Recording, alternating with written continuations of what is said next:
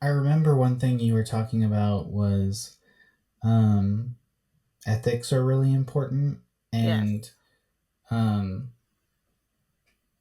I so I think if you could just talk a little bit about, do you ever have a client that wants to be your friend after you were probably done with sessions, and what is that conversation like? Um, it's not super hard. Um, I haven't had like a major issue with it, luckily. I'm pretty good about setting boundaries with my clients on like I have a life, I have a separate thing, like this is just what we're doing. Sometimes I'll have kids that are like, "Oh, can you come to my party or my recital?" And I'm like, "Sweetie, that sounds great, but nope, I cannot do that because it's just not what a therapist does, but I'd love to hear about it when you come back or the next time you come in." And I'm pretty open with them about how just because I we discharge, like you're good and you're doing awesome, doesn't mean you can't come back again in like a year or two if another issue pops up. So I'm not gone from your life forever necessarily. I had actually talked to one of my people, one of my adults, a couple weeks about this because she's going on like a year and a half. And we were talking about her progress and how much better she'd been doing, how we still got things to work on and whatnot. And she had commented on how it's going to be really weird when we do discharge because I see her twice a week for an hour. Every single like 2 hours of her week is dedicated to seeing me, Yeah, and like she emails me stuff and calls me about stuff, which is fine. I don't care. I let them know like go ahead, you can totally do that. Then I'll make sure I bring it up in the session. Might not answer you, but I'm seeing it, I'm reading it, and so for her, she was like, I don't know what I'm gonna like. It's gonna be kind of weird, like, and I can't even take you out. I can't thank you and buy you a drink for doing all this work with me. I'm like, that's fine. That's totally fine. I get that, but I'm just happy you're doing better. That's all that I care about is that you're doing better and you can go off and you don't need to see me anymore, and that you've done so well that you can do this by yourself. And that was enough for her to be like, yeah, you're right. Like, then get it. And I was like, and you'll come back. If you want to come back, you can. It's fine. Like, something else happens in 5 years. I'm not going anywhere. I'm not going to not be a therapist. And she was like, that's true. Yep, you're right. So I try to be open about that from the get go, but also upfront of like, my goal is for you to not see me. Like, I don't have to see you again for a while because I want you to be right. better. So, Okay, so I want to ask you like a difficult question. ooh, yes. So, it sounds like you like this person. It doesn't need to be this person, but just it sounds like a good example. But like you have a client that you've been working with them for 2 years or 3 years because they're not in a hurry to leave. But let's say 3 years goes by and they do kind of say, you know what, I think I'm okay with therapy. And then, they try to be your friend and you're like, no, you kind of set up the boundaries. But then what if like years goes by and then you run into them and like at Target, and then they like text you or reach out, but they just want to get coffee. Like, what is there any exception into having an ex client become a friend that you would allow, or is it like? And I guess I'm also asking: is this like a you can get in actual trouble, like a rule, or is it ethics and just your personal preference? That is a very good question. So, social work's very strict on their ethics. It's drilled into our brains like there's things you have to do and boundaries you have to keep in place for the betterment of your field basically and for your job. Some therapists, and I know a few, kind of are a little more laid back. Like one of them I know like sends like cards to them, like her ex clients or whatnot, checks in on them and like whatnot, which I'm like, that's your deal. I don't. In my mind, that's just too much. That's also why I don't use my phone. I don't give out my personal phone number and whatnot. Like it's like, nope, you have to use my office phone, which does not allow texting either.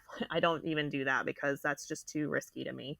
I'm very careful about confidentiality and whatnot because I it's a very big deal of that it's broken if someone like takes information or realizes who I'm seeing. Like, and that's kind of the big part is confidentiality is so big in therapy that like that's why I can't tell you, oh, I so you saw so and so. Like I can't see family. I can't see anyone that somehow it would be told that I'm their therapist and I know this about them. And so seeing them in the street or like, a Target or whatever, like, if you want to come up and say hi to me, that's great. And that's fine. I'm probably not going to do so unless you want me to, which would be shown by you coming up to me and we just say hi. I don't accept gifts. I mean, I've had some kids draw pictures for me. I mean, that's fine. If you want to draw me a picture, great. I have like a little stash of them that I keep hidden away. But You like, like immediately burn it. You're like, no, I can't keep this. no, the kids' drawings I love. Those honestly are super sweet. And I don't get a lot of them anymore because my kiddos don't draw. They like to do other things like color on a whiteboard and I have to erase that. But I love drawings and whatnot, but I can't do other gifts. So like if someone wants to be like, oh, here's like, let me buy you this, let me get you that.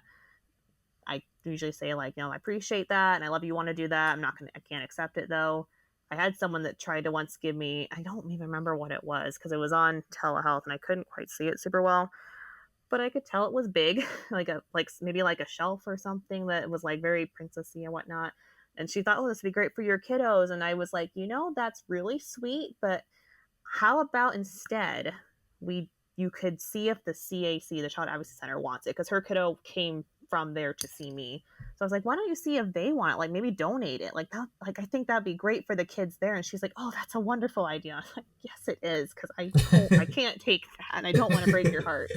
So yeah, it's kind of like therapists. I don't know. It's hard to explain, I guess, in the sense of like how would I handle that because I don't really run into people.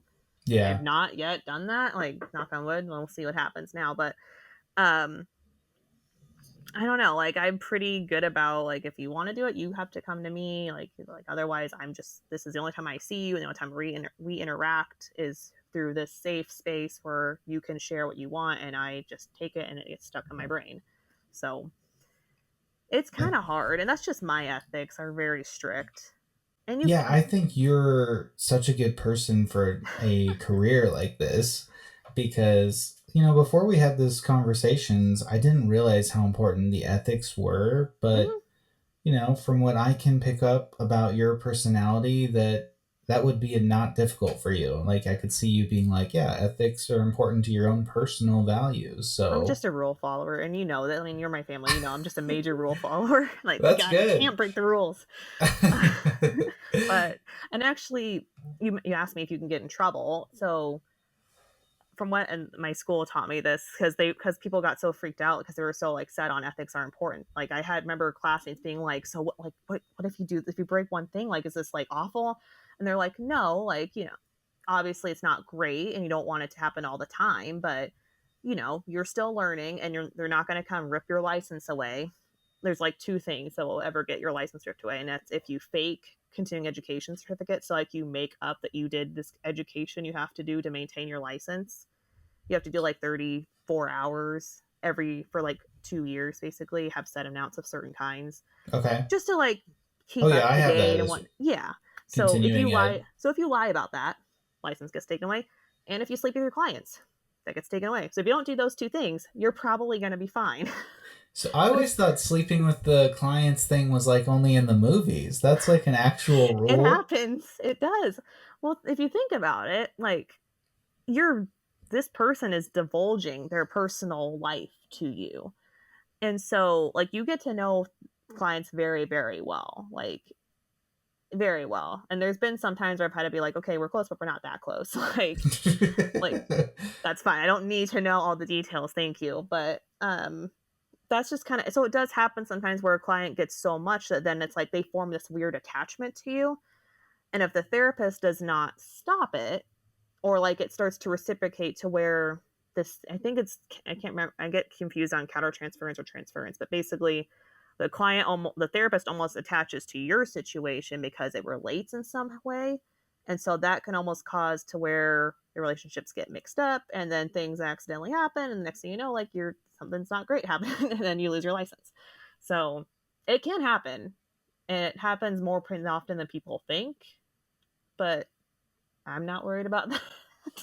It's not a No, problem for me. So, I'm not worried about that for you either. I'm shocked, honestly, that that's like a rule in the industry. oh yeah, It's written in there not to. Dual relationships is what we call it in social work. So that's included in that, but it also includes things like, so what's a good example?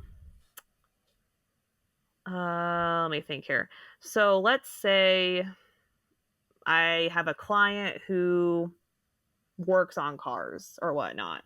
And I'm like, oh, well, my car needs worked on. Can I go to you then? Because I know you. And then they work on my car. Like, can't do that because that just blurs the line. It could lead to like some, like, oh, well, I fixed your car. And so now, like, I get extra therapy sessions or whatever. Oh, like you owe me or something like that. You can't be doing that. It's too risky. So But is that an actual rule or is that ethics? it's in the ethics, like that you should not try to your very, very best to not basically be involved in anything related to what your clients are doing. Like it even gives an example of like if you find out that you and your client are in the same church or something, like separate and like don't engage in other things directly with the client to where it could be known that I'm your therapist, you're my client. It's very, Okay. very strict. So what if I fall in love with one of my clients and we get married? Is that still against the rules? Yeah, it is. Some I remember there was something, I can't remember if it's like, I don't think it's in someone else's ethics that you could.